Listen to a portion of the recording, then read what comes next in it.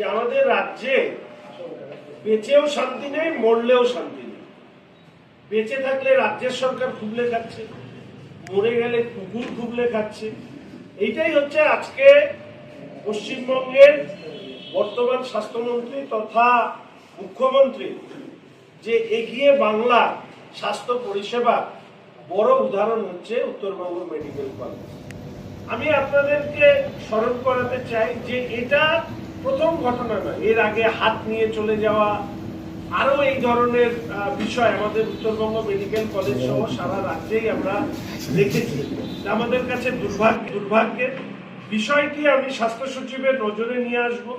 এবং আপনারা জানেন আমি উত্তরবঙ্গের মানুষকে বারবার করে বলেছি, বিধানসভায় বারবার তুলে ধরি, উত্তরবঙ্গ হচ্ছে পশ্চিমবঙ্গের সরকারের কাছে সব থেকে অবহেলিত, বঞ্চিত। একটা নিউরো সার্জন দেয় না, সুপার সাহেব, প্রিন্সিপাল সাহেব, তারা বলছে 150 কুকুর নাকি ওখানে ঘুরে বেড়ায়। উনি কি প্রত্যাশা করছেন আমি জানি না, হয়তো এটাও বলতে পারেন যে আমাদের অর্থাৎ বিরোধীরা গিয়ে কুকুর ধরে দিলে ভবিষ্যতে আর এই ধরনের ঘটনা ঘটবে না।